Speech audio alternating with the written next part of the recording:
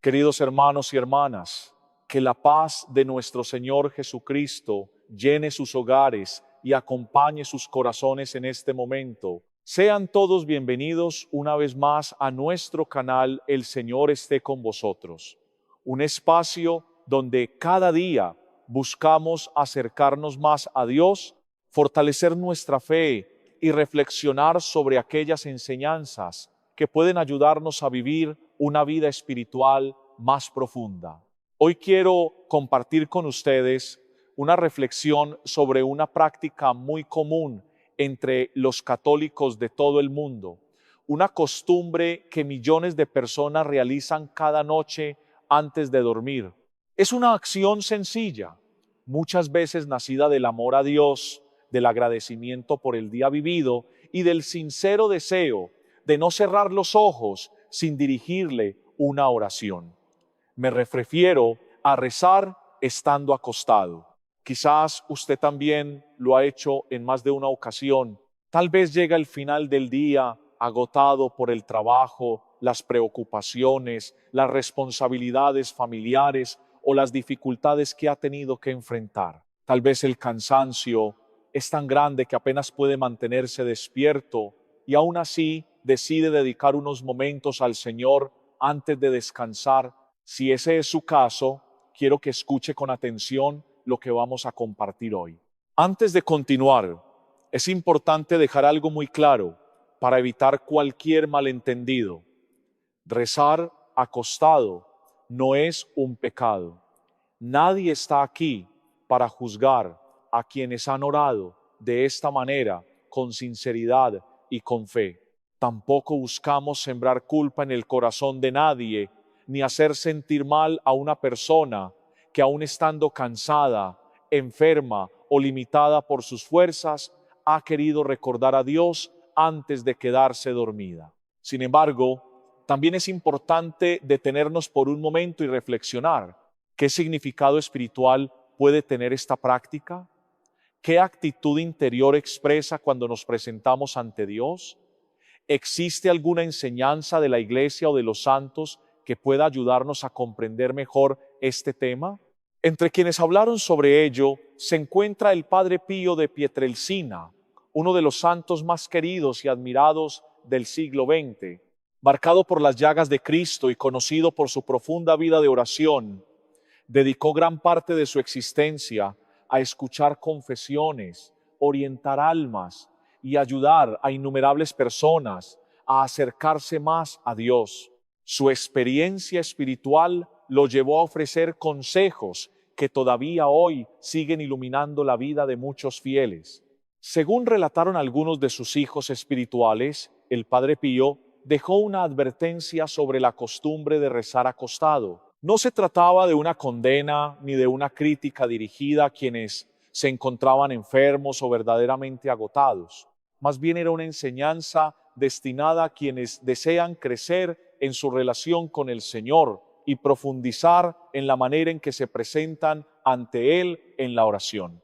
Porque hay una gran diferencia entre rezar acostado debido a una enfermedad, una debilidad física, un cansancio extremo o una situación que realmente impide adoptar otra postura y hacerlo simplemente por comodidad o por falta de atención al momento sagrado de hablar con Dios. Y otra cosa muy distinta es acostumbrarnos a tratar la oración como algo secundario, como lo último que hacemos, sin atención, sin respeto y sin preparar el corazón. Por eso hoy vamos a reflexionar sobre este tema con calma, sin miedo y sin exageraciones. Vamos a hablar de las implicaciones espirituales de rezar acostado, de lo que Padre Pío quiso enseñar con esta advertencia y de cómo cada católico puede revisar su manera de orar, no para sentirse condenado, sino para acercarse más a Dios con un corazón despierto, humilde y consciente, porque la oración no es solo repetir palabras, la oración es encontrarse con Dios, y cuando entendemos eso, también empezamos a cuidar mejor la forma en que nos ponemos delante de Él, porque la vida espiritual no se improvisa, hermanos, La vida espiritual tiene una sabiduría acumulada a lo largo de 2000 años de iglesia, de experiencia de los santos, de enseñanza de los padres, de discernimiento del magisterio, y esa sabiduría está disponible para cada católico que quiera recibirla, pero tiene que haber alguien que se la transmita. Permítanme comenzar con algo que es fundamental para entender todo lo que sigue. Permítanme hablarles de Padre Pío, de Pietrelcina, porque hay muchas personas que han escuchado su nombre, pero que no conocen en profundidad quién fue y por qué. Sus palabras sobre la vida espiritual merecen ser tomadas con la seriedad con que se toman las palabras de un médico sobre la salud del cuerpo. Francesco Forgione nació en 1887 en Pietrelcina, un pequeño pueblo en el sur de Italia, en una familia de labradores profundamente religiosos. Desde niño tuvo experiencias místicas que sus padres y su párroco reconocieron como extraordinarias. A los 15 años entró en la orden de los frailes menores capuchinos y recibió el nombre de Fray Pío. Fue ordenado sacerdote en 1910 y desde entonces su vida fue una combinación de sufrimiento físico intensísimo y de dones espirituales extraordinarios que la Iglesia examinó con la máxima rigurosidad antes de reconocer su autenticidad. En 1918, hermanos, el 20 de septiembre, para ser precisos, Padre Pío recibió los estigmas. Las 5 llagas de Cristo crucificado aparecieron en su cuerpo, en las manos, en los pies, en el costado, no como una herida momentánea, como heridas permanentes abiertas que sangraron durante 50 años sin infectarse, sin cerrarse, sin que ninguna explicación médica pudiera dar cuenta de ella. Los médicos que lo examinaron, incluidos médicos que no eran creyentes y que buscaron activamente una explicación natural, no encontraron ninguna. Las heridas eran reales, el sangrado era real. Y durante 50 años, Padre Pío celebró la misa con esas llagas en las manos, confesó con esas llagas en las manos, oró y sufrió y amó con esas llagas en las manos hasta el 23 de septiembre de 1968, cuando murió. Y en el momento de su muerte, las llagas desaparecieron, dejando la piel perfectamente lisa, sin cicatriz, como si nunca hubieran existido. Juan Pablo Segui, que de joven había conocido a Padre Pío y que lo canonizó en el año 2002, lo llamó el religioso, que crucificado con Cristo irradiaba misericordia divina. Y el pueblo de Dios, mucho antes de la canonización formal, lo había reconocido como santo con la intuición que el Espíritu Santo da a los sencillos de corazón. En los años de su ministerio en San Giovanni Rotondo, llegaban a él de todo el mundo, personas enfermas que buscaban la curación, pecadores endurecidos, que en el confesionario de Padre Pío encontraban por primera vez en años la capacidad de llorar y de arrepentirse. Personas en crisis espirituales que se iban de su presencia con una paz que no podían explicar. Y personas que simplemente querían estar cerca de alguien en quien la presencia de Dios era tan palpable que transformaba el ambiente solo con su cercanía. Un hombre así, hermanos, un hombre que pasó décadas en unión íntima con Dios, que sufrió los dolores físicos de Cristo durante 50 años, que acompañó espiritualmente a miles de almas en su camino hacia Dios y que tenía sobre la vida espiritual una comprensión que no venía solamente del estudio teológico, sino de la experiencia directa y continuada de la presencia divina. Ese hombre, cuando dice algo sobre la oración, merece ser escuchado con una atención que va más allá de la curiosidad devocional, merece ser escuchado como se escucha a alguien que ha estado donde nosotros queremos llegar y que nos está diciendo cómo llegar. Y lo que Padre Pío dijo sobre rezar acostado fue transmitido por sus hijos espirituales y por quienes lo conocieron de cerca. Algo así que música, rezar acostado, es rezar en la postura del muerto, y que esa postura invita al sueño, a la distracción y a algo más serio que la simple distracción. Algo que tiene que ver con la disposición interior con que nos acercamos a Dios y con las condiciones que creamos para la oración. Hermanos, si este mensaje está encendiendo algo en su interior, sienten que hay en estas palabras algo que necesitaban escuchar, les pido que se suscriban a este canal ahora mismo y que activen la campanita de notificaciones. Compartan este video con alguien que sabe que le ha costado, con alguien que ha descuidado la postura en la oración sin haber recibido nunca orientación sobre esto. Pueden estar siendo el instrumento de Dios para ayudar a alguien a crecer en su vida espiritual de una manera concreta y real. Y sigan conmigo hasta el final, porque lo que voy a decirles en los próximos minutos tiene una profundidad que requiere tiempo para desplegarse completamente. Comencemos por el fundamento, por algo que la teología espiritual ha enseñado siempre y que nuestra época, con su tendencia a espiritualizar todo y a descartar lo corporal como irrelevante, ha perdido de vista de manera alarmante. El cuerpo importa en la oración. El cuerpo no es un envoltorio neutro que el alma usa para vivir en este mundo y que puede estar en cualquier posición mientras el espíritu ora. El cuerpo es parte de la persona. El ser humano no es un alma que tiene un cuerpo. Es una persona que es alma y cuerpo en una unidad tan profunda que lo que le ocurre al cuerpo afecta al alma y lo que le ocurre al alma afecta al cuerpo. La encarnación de Cristo, música que es el misterio central de la fe cristiana, es la prueba más radical de que para Dios el cuerpo importa. Dios pudo haberse manifestado en la historia de cualquier manera.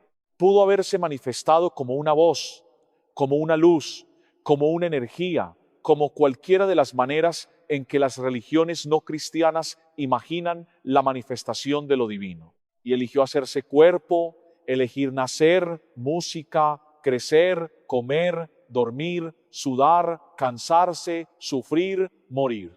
Eligió que la redención pasara por un cuerpo, que las llagas de la salvación quedaran grabadas en un cuerpo, que el Cristo resucitado apareciera con un cuerpo que todavía podía ser tocado, que podía comer, que tenía las marcas de los clavos.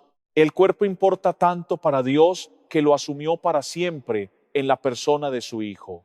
Y si el cuerpo importa tanto para Dios, tiene que importarnos también a nosotros en nuestra relación con Él. Música. Y esto se aplica de manera directa y concreta a la oración. La postura del cuerpo en la oración no es un detalle accesorio. Música es parte constitutiva del acto de orar. No es lo más importante, ciertamente, porque lo más importante es siempre la disposición del corazón, pero tampoco es irrelevante. La postura que adopta el cuerpo en la oración envía señales al alma sobre lo que está ocurriendo. Crea condiciones que favorecen o dificultan la atención, la reverencia, el encuentro real con Dios. Pensemos en las posturas de oración que la tradición cristiana ha santificado a lo largo de los siglos. La postura de pie, que es la postura litúrgica por excelencia, la postura del resucitado, la postura que adoptaban los primeros cristianos para rezar, porque el hecho de estar de pie era una proclamación corporal de la resurrección de Cristo y de la esperanza en la propia portada. Resurrección, la postura de rodillas que expresa la adoración, la humildad ante la grandeza de Dios, el reconocimiento de la propia pequeñez ante la música, majestad del Creador, la postura de postración con el cuerpo completamente tendido en tierra boca abajo, que es la postura de la rendición total, del abandono completo en Dios, que los sacerdotes adoptan en el momento de la ordenación y que la Iglesia usa en las liturgias más solemnes como la del Viernes Santo, la postura sentada con la espalda recta, que favorece la contemplación, la lecto divina, la meditación prolongada que requiere quietud sin caer en el sueño. Cada una de estas posturas comunica algo. Cada una de ellas crea en el cuerpo y en el alma una disposición particular que favorece un tipo específico de encuentro con Dios. Y la Iglesia no las estableció por capricho ni por cultura, sino por sabiduría espiritual acumulada de siglos de experiencia de cómo el cuerpo humano se relaciona con lo sagrado y la postura costada que comunica. ¿Qué disposición crea en el cuerpo y en el alma? Padre Pío la llamó la postura del muerto, y aunque esa expresión puede sonar dura, es teológica y antropológicamente muy precisa. La postura horizontal, acostada, es la postura del sueño y es la postura de la muerte. Es la postura en que el cuerpo humano está en el estado de menor actividad, de mayor relajación, de menor resistencia al abandono de la conciencia. Es la postura que el cuerpo asocia por años y años de condicionamiento con el descanso y el sueño. Y cuando esa postura se adopta para rezar, el cuerpo recibe señales contradictorias. La mente dice, vamos a orar, pero el cuerpo dice, es hora de dormir. Y en esa contradicción, hermanos, el cuerpo gana casi siempre porque el cuerpo tiene sus propias memorias, sus propios patrones, sus propios automatismos, que son mucho más poderosos que la intención consciente cuando las condiciones favorecen el automatismo. Pero Padre Pío no se detuvo en la cuestión del sueño. Lo que sus hijos espirituales transmitieron de su enseñanza va más allá del simple problema práctico de quedarse dormido. Va algo que tiene que ver con la actitud interior, con el mensaje que la postura acostada envía a Dios y al propio corazón sobre la naturaleza de lo que se está haciendo. Cuando un servidor se presenta ante un rey, no se acuesta.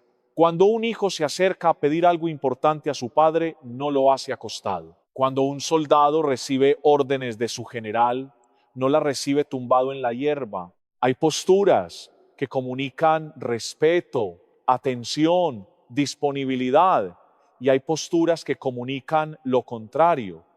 Y la oración, hermanos, en su naturaleza más profunda, es la presentación del ser humano ante Dios. Es el encuentro del Hijo con el Padre. Es la criatura que se pone en presencia del Creador. Y esa presentación, ese encuentro, merece una postura que esté a la altura de lo que le está ocurriendo. Santa Teresa de Ávila, que conocía la vida de oración con una profundidad que pocos seres humanos han alcanzado, escribió en El Camino de Perfección que la postura exterior del cuerpo en la oración refleja la disposición interior del alma y al mismo tiempo la forma y la moldea. No son realidades independientes.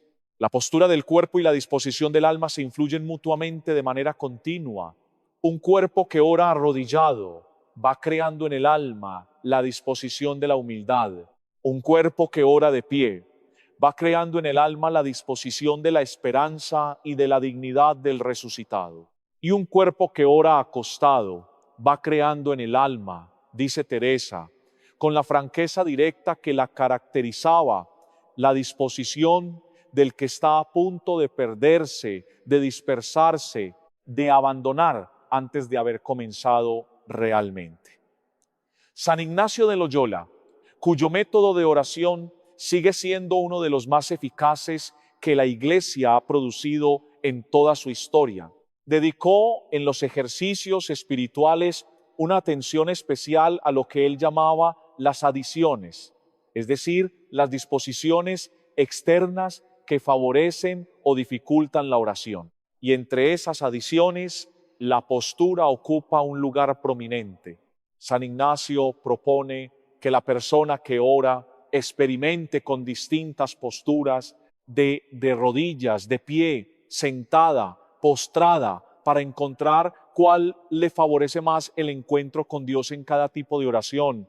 y advierte con claridad que el orante debe permanecer en la postura que le dé más, la gracia que busca, que debe favorecerse, la postura que mantiene el recogimiento y la atención, nunca menciona la postura acostada como una de las opciones recomendables, porque San Ignacio sabía por su propia experiencia espiritual y por el acompañamiento de cientos de personas en los ejercicios, que esa postura no favorece el tipo de atención y de presencia que la oración auténtica requiere. Pero hay algo más en la advertencia de Padre Pío que va todavía más al fondo, algo que tiene que ver no solo con la eficacia de la oración, sino con la seguridad espiritual del orante. Y esto es lo que quiero explicarles con más detalle, porque es el aspecto que más sorprende a la gente, que al mismo tiempo cuando se comprende bien sentido espiritual, la postura acostada no solo favorece el sueño y la distracción en la experiencia de los grandes maestros espirituales de la Iglesia y en la tradición del ministerio de liberación que he practicado durante décadas, la postura acostada en el momento de la oración puede crear una vulnerabilidad espiritual específica que las otras posturas no crean de la misma manera. ¿Por qué? Porque la postura acostada es la postura de la máxima apertura y de la mínima guardia. Es la postura en que el cuerpo y el alma están en el estado música de menor resistencia y de mayor receptividad. Y eso que en el contexto del sueño ordinario es completamente inocuo en el contexto de la oración que intenta abrirse al mundo espiritual, puede ser una apertura que no discrimina correctamente entre lo que viene de Dios y lo que viene de otras fuentes. Permítanme ser muy claro aquí para no generar confusión y miedo innecesario. No estoy diciendo que quien reza acostado esté automáticamente en peligro espiritual grave. No estoy diciendo que el demonio ataque a quien se duerme con el rosario en la mano. Lo que estoy diciendo es algo más sutil y más importante.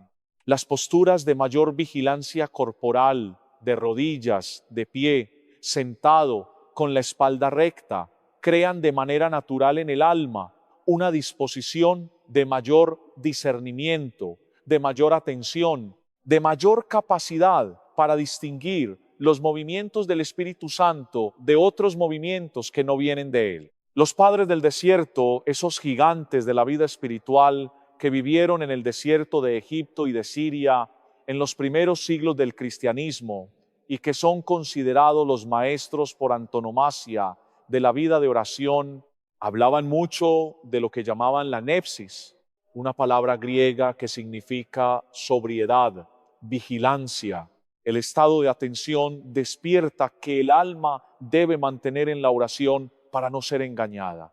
Y la nepsis, esa sobriedad espiritual, requiere un cuerpo que coopere con ella, un cuerpo en postura de vigilia, no de sueño, un cuerpo que por su propia posición esté ayudando al alma a mantenerse despierta y atenta. El apóstol Pedro usa esta misma raíz griega cuando escribe en su primera carta, capítulo 5, versículo 8, «Sed sobrios y velad. Vuestro adversario, él como león rugiente, anda alrededor buscando a quien devorar. Sed sobrios, velad». Dos imperativos que describen una postura de vigilancia activa, de atención despierta, de guardia consciente. Lo contrario es acto de la postura acostada con la guardia baja y la conciencia a punto de difuminarse en el sueño. Y San Pablo en la carta a los Efesios, capítulo 6, en el famoso pasaje sobre la armadura espiritual del cristiano, describe la batalla espiritual que todo cristiano libra y termina con estas palabras: orad en todo momento, con toda clase de oraciones y súplicas en el Espíritu, y para ello velad con toda perseverancia. Velad con toda perseverancia. La oración auténtica, según el apóstol, está asociada a la vigilancia, no al abandono, a la perseverancia activa, no a la entrega pasiva al sueño. Ahora bien, hermanos, quiero hacer aquí una distinción muy importante, porque la honestidad pastoral me lo exige. Hay personas para quienes rezar acostado no es una cuestión de costumbre cómoda, sino de necesidad real. Los enfermos que no pueden incorporarse, los ancianos que no tienen la fuerza para mantener ninguna otra postura, las personas que están en recuperación de una cirugía o de una enfermedad grave, los que tienen dolores crónicos que hacen cualquier otra postura insostenible. Para todas estas personas, la postura acostada en la oración no es solamente aceptable, sino que puede ser en su situación específica la postura más digna de todas, porque es la postura en que ofrecen a Dios no solo su oración, sino su sufrimiento, su debilidad, su dependencia radical de la misericordia divina. El mismo Padre Pío, que fue un enfermo crónico toda su vida, que sufrió dolores físicos que habrían postrado a cualquier persona ordinaria, entendía perfectamente la diferencia entre la limitación que la enfermedad impone y la comodidad que la pereza busca. Su advertencia no iba dirigida a los que no tienen otra opción, iba dirigida a los que sí tienen opciones y que eligen la más cómoda, sin preguntarse si es la más adecuada para la calidad de su encuentro con Dios. Y esa distinción, hermanos, es la clave para entender toda la enseñanza que estamos explorando hoy. No se trata de añadir sufrimiento artificial a la oración. No se trata de que rezar deba ser incómodo para ser válido. Se trata de algo mucho más profundo y más hermoso. Se trata de dar a Dios lo mejor que tenemos, no lo que nos sobra después de haber encontrado la posición más cómoda. Pensemos en esto desde otro ángulo. Pensemos en cómo nos preparamos para las cosas importantes de la vida, para una entrevista de trabajo que queremos conseguir. Nos levantamos temprano, nos arreglamos con cuidado, elegimos la ropa con atención, llegamos puntualmente, nos sentamos erguidos, miramos a los ojos al entrevistador, ponemos toda nuestra atención y nuestra energía en ese encuentro para una cena especial con alguien que amamos. Preparamos la mesa, elegimos la música, prestamos atención a lo que decimos, estamos presentes de una manera que no estamos cuando comemos solos frente a la pantalla para una ocasión solemne, una boda, una ceremonia importante. Nos vestimos apropiadamente, mantenemos una postura que corresponde a la gravedad del momento. ¿Por qué hacemos todo eso? Porque instintivamente sabemos que la manera en que nos presentamos ante las cosas importantes dice algo sobre el valor que les atribuimos, dice algo sobre el respeto que sentimos hacia ellas, dice algo sobre lo que esperamos de ese encuentro. Y ahora la pregunta que Padre Pío implícitamente plantea con su advertencia: si a una entrevista de trabajo nos presentamos con ropa elegida y postura erguida y atención plena, ¿qué dice de nuestra relación con Dios el hecho de presentarnos ante Él acostados en la postura más cómoda que nuestro cuerpo conoce, en el estado más próximo al sueño que existe sin ser el sueño? ¿Qué mensaje le enviamos a Dios? ¿Y qué mensaje nos enviamos a nosotros mismos con esa presentación? No es una pregunta de condena, es una pregunta de crecimiento. Es la pregunta que un padre espiritual hace a su hijo cuando quiere ayudarlo a ver algo que el hijo todavía no ha visto. Y Padre Pío era, entre todas las cosas, que fue un padre espiritual extraordinario. El confesionario de San Giovanni Rotondo era el lugar donde miles de almas recibieron la luz que necesitaban para ver lo que no habían podido ver solos. Y en ese contexto, la advertencia sobre rezar acostado no es una reprimenda, sino una invitación a tomar la oración con la seriedad que merece, a darle a Dios el cuerpo despierto y atento y en guardia, no el cuerpo que se rinde, no el cuerpo que está a punto de desaparecer en el sueño. Quiero contarles algo que ocurrió en mi ministerio pastoral y que ilustra con una claridad perfecta lo que estamos hablando. Tuve como feligrés durante muchos años a un hombre de mediana edad, buen padre de familia, trabajador, católico, practicante que venía a misa todos los domingos y que se confesaba con regularidad, pero que me confesó en cierta ocasión que su vida de oración personal era prácticamente inexistente. Me dijo que lo intentaba, pero que siempre se quedaba dormido, que al final había dejado de intentarlo porque le parecía inútil.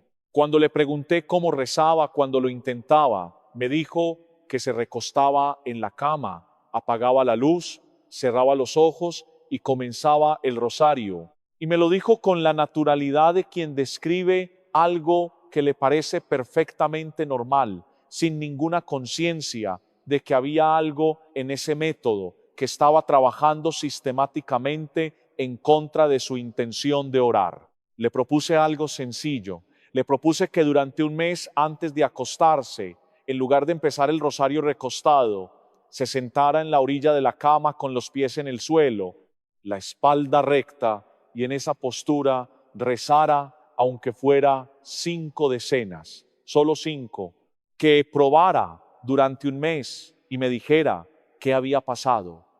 Un mes después regresó y me dijo algo que no olvidaré: Padre, es completamente distinto. No sé por qué, pero es completamente distinto. Me concentro mucho más, me quedo dormido mucho menos, y hay noches en que termino el rosario completo y todavía no tengo ganas de apagar la luz porque siento que la oración no ha terminado. Que hay algo más que quiero decirle a la Virgen. Y luego añadió: ¿cómo es posible que nadie me haya dicho esto en 40 años de ir a misa? Esa última pregunta, hermanos, es la que me persigue en el ministerio. ¿Cómo es posible que nadie les haya dicho esto?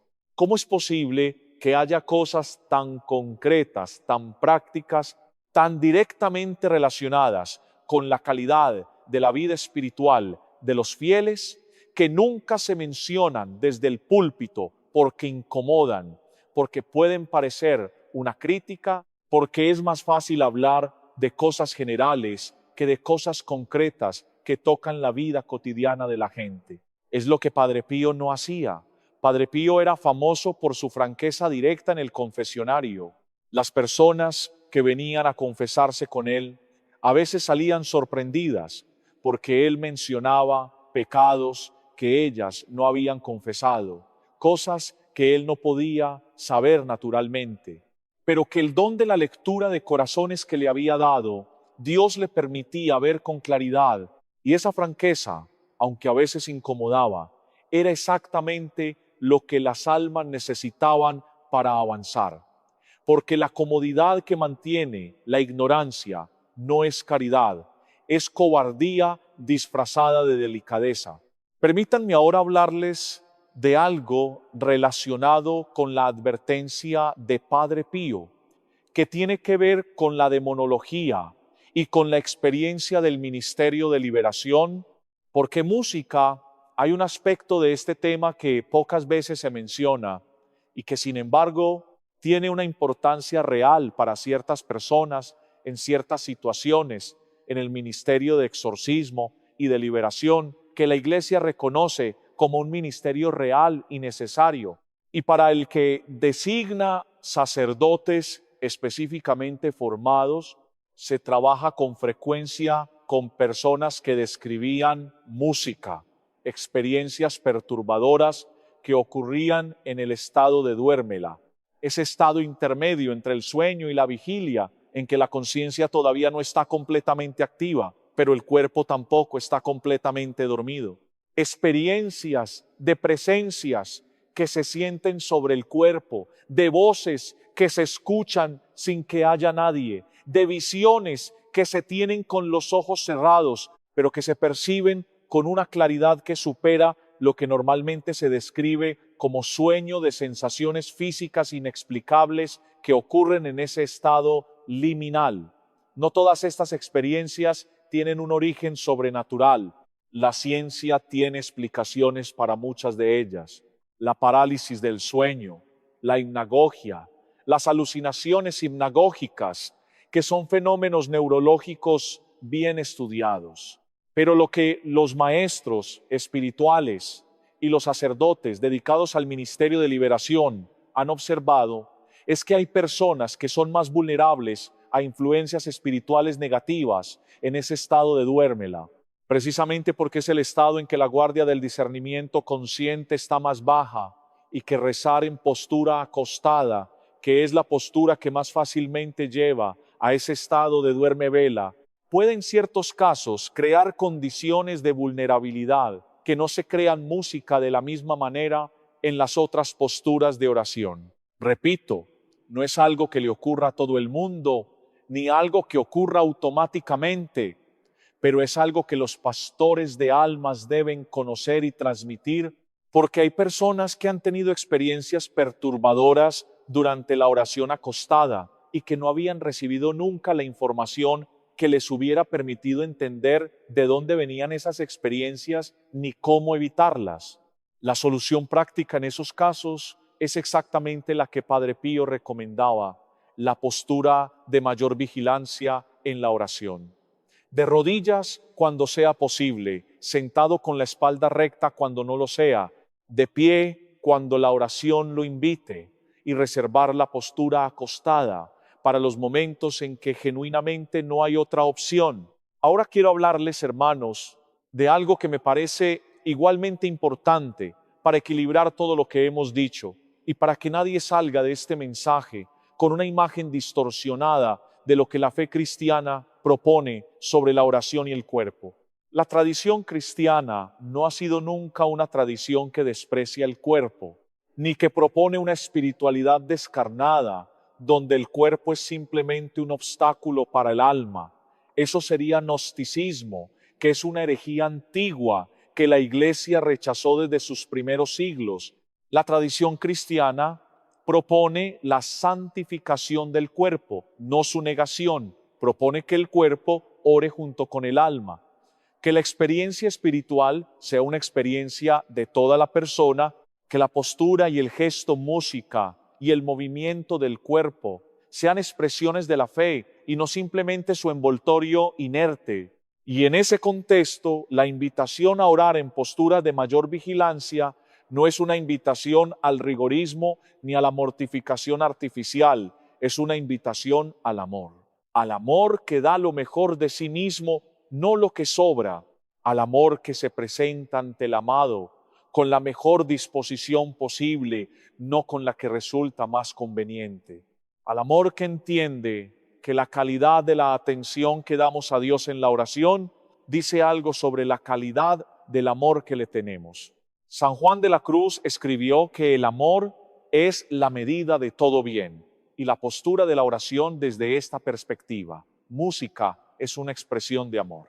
La postura que hace esfuerzo, que vence la comodidad, que elige la vigilancia sobre el abandono, es una postura de amor más grande que la postura que se rinde a lo que el cuerpo pide sin ningún esfuerzo de la voluntad. Esto significa que nunca pueden rezar acostados.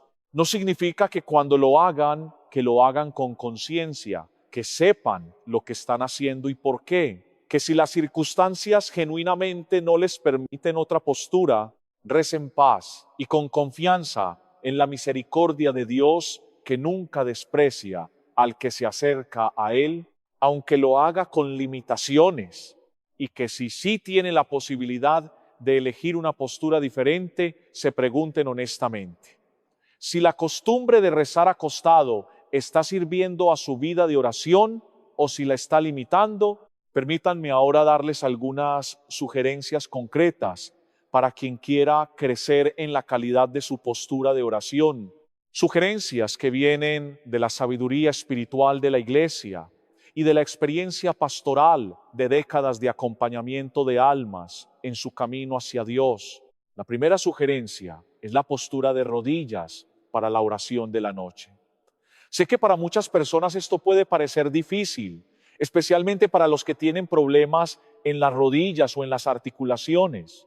No les pido que se martiricen, les pido que lo intenten, aunque sea por 5 minutos, aunque sea con un cojín bajo las rodillas, aunque sea apoyados en la cama. El gesto de arrodillarse ante Dios antes de dormir tiene un poder simbólico y espiritual música que el cuerpo registra y que el alma agradece. Es el gesto del hijo que reconoce al padre antes de entregarse al sueño. Es el gesto del siervo que saluda al Señor antes de que la noche caiga. La segunda sugerencia es crear un pequeño espacio de oración en el hogar. No tiene que ser elaborado, puede ser simplemente una silla, un rincón, una pequeña mesa con una imagen sagrada y una vela, pero ese espacio específico, ese lugar que el cuerpo asocia con la oración y no con el sueño, cambia completamente la disposición con que uno se acerca a rezar. Cuando uno se sienta en la silla de oración o se arrodilla frente al pequeño altar, el cuerpo entiende que algo diferente está ocurriendo, que no es hora de dormir, que es hora de estar con Dios. La tercera sugerencia, para quienes genuinamente no pueden rezar de rodillas ni sentados por razones de salud, es la postura sentada en la orilla de la cama, con los pies en el suelo y la espalda razonablemente recta, como lo hice con aquel feligrés del que les hablé. Es una postura de compromiso que reconoce las limitaciones del cuerpo sin rendirse completamente a su comodidad. Es la postura que dice, no puedo arrodillarme, pero tampoco voy a acostarme. Voy a encontrar un punto intermedio que exprese tanto mi limitación como mi respeto. La cuarta sugerencia, y esta me parece especialmente hermosa, es la oración en movimiento. Rezar el rosario caminando. Los peregrinos que caminan el camino de Santiago llevan el rosario en la mano y lo rezan mientras caminan kilómetros y kilómetros. Los pastores de la Europa medieval rezaban el Ángelus caminando por los campos. El movimiento del cuerpo en la oración tiene una historia larga y venerable en la tradición cristiana y es completamente contrario al sueño, porque el cuerpo en movimiento no puede dormirse. Si tienen la costumbre de quedarse dormidos rezando el rosario acostados, prueben rezarlo caminando por su casa, por su jardín, por su barrio. La experiencia suele ser completamente diferente. Y la quinta sugerencia, que en realidad es la más fundamental de todas, es la que toca el corazón de todo lo que hemos hablado hoy. Cuídense de que la postura exterior de la oración sea coherente con la disposición interior. Si el corazón está realmente buscando a Dios y hay en el alma un deseo genuino de encuentro con Él, ese deseo buscará naturalmente una postura que lo exprese. Si la postura sistemáticamente se escoge en función de la mayor comodidad, sin ninguna consideración de lo que favorece el encuentro con Dios, vale la pena preguntarse si el deseo de orar es tan genuino como creemos. Esa pregunta no es una acusación, es una invitación al autoconocimiento espiritual que San Ignacio llamaba el discernimiento de espíritus y que es una de las herramientas más poderosas que la Iglesia tiene para ayudar al cristiano a crecer en la vida espiritual. Hermanos, cerramos este mensaje con la gratitud hacia Padre Pío, ese hombre extraordinario que llevó en su cuerpo las llagas de Cristo y que en su ministerio pastoral ayudó a miles de almas a encontrar el camino de la oración auténtica.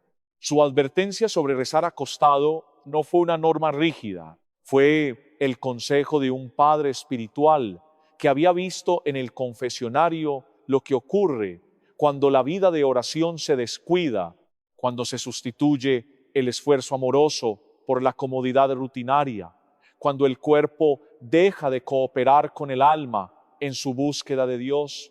Ese consejo transmitido por quienes lo conocieron llega hasta nosotros hoy como una luz pequeña pero precisa que puede hacer una diferencia real en la calidad de nuestra vida de oración si estamos dispuestos a recibirlo con humildad y aplicarlo con amor. Hagamos juntos la oración final, donde quiera que estén. Si les es posible, los invito a ponerse de rodillas por un momento y si por alguna razón no pueden hacerlo, siéntense con serenidad, mantengan la espalda recta y dispongan su corazón para dirigirse al Señor. Ahora, repitamos juntos esta oración con fe y confianza. Señor Jesucristo, tú que te arrodillaste en el huerto de Getsemaní y que desde esa actitud de entrega total al Padre, pronunciaste la oración más perfecta que ha conocido la humanidad, enséñame a orar como tú oras. Enséñame a acercarme a ti con un corazón sincero, con una mente atenta y con una voluntad dispuesta a buscarte cada día. Ayúdame a comprender que la oración, dame la gracia de ofrecerte mi atención, mi tiempo y mi esfuerzo, incluso cuando las ocupaciones del día hayan consumido mis fuerzas. Señor, cuando la comodidad, la distracción, la rutina o el cansancio quieran convertir mi oración en algo apresurado y sin profundidad, concédeme la fuerza necesaria para dar un paso más hacia ti. Ayúdame a recordarte con amor y a presentarme ante tu presencia con el respeto que merece quien habla con su Dios. Enséñame a valorarte por encima de todo. Enséñame a no dejar que las prisas del mundo ocupen el lugar que te corresponde en mi vida. Que cada momento de oración sea una oportunidad para escucharte, para agradecerte y para confiar en tu voluntad. Y cuando verdaderamente mis fuerzas ya no alcancen, cuando el cansancio sea tan grande que apenas pueda mantener los ojos abiertos, recibe también esa fragilidad como una ofrenda sencilla. Mira con misericordia mis límites humanos y acepta el deseo sincero de mi corazón de permanecer contigo hasta el final del día. Que incluso en medio de mi debilidad pueda seguir unido a ti por el amor y la confianza. Padre Pío de Pietrelcina, fiel servidor de Dios, tú que pasaste tantos años dedicado a la oración y al servicio de las almas, tú que llevaste en tu cuerpo las llagas de Cristo y conociste profundamente el valor de la entrega al Señor, intercede por mí. Ayúdame a cuidar mi vida espiritual. Ayúdame a no rezar únicamente por costumbre, ni a buscar a Dios solamente cuando tengo necesidad. Alcánzame la gracia de una fe más firme, de una oración más constante y de un corazón cada vez más dispuesto a amar al Señor. Que mi oración sea auténtica, que no se convierta en una simple repetición de palabras, sino en un verdadero diálogo con Dios. Que aprenda a buscarlo cuando me siento fuerte y también cuando me siento débil. Que aprenda a confiar en Él en los momentos de alegría y en los momentos de dificultad. Que nunca me aparte de su presencia y que cada día crezca más en amor, humildad y fidelidad. Amén. Y ahora, con fe y recogimiento, reciban esta bendición. Como sacerdote, imparto sobre ustedes, sobre sus familias, sobre sus hogares y sobre todas las personas que llevan en su corazón la bendición apostólica. Que el Señor fortalezca su fe, aumente su confianza en Él, renueve profundamente su vida de oración y los acompañe con su protección en cada paso de sus vidas. Que les conceda descansar cada noche bajo su cuidado y despertar cada mañana con esperanza renovada. En el nombre del Padre, y del Hijo, y del Espíritu Santo. Amén. Gracias por haber permanecido hasta el final de esta reflexión. Si este mensaje ha sido de ayuda para su vida espiritual, los invito a apoyar nuestro canal El Señor esté con vosotros, suscribiéndose y activando la campana de notificaciones para seguir recibiendo diariamente nuevas enseñanzas, reflexiones y momentos de oración que nos acerquen más al Señor. También pueden compartir este video con familiares y amigos que puedan beneficiarse de este mensaje. Que Dios los bendiga abundantemente, cuide de sus hogares y les conceda una noche llena de paz. Los esperamos mañana, si Dios lo permite, con una nueva reflexión y una nueva oportunidad para seguir creciendo juntos en la fe. Que el Señor esté con ustedes siempre.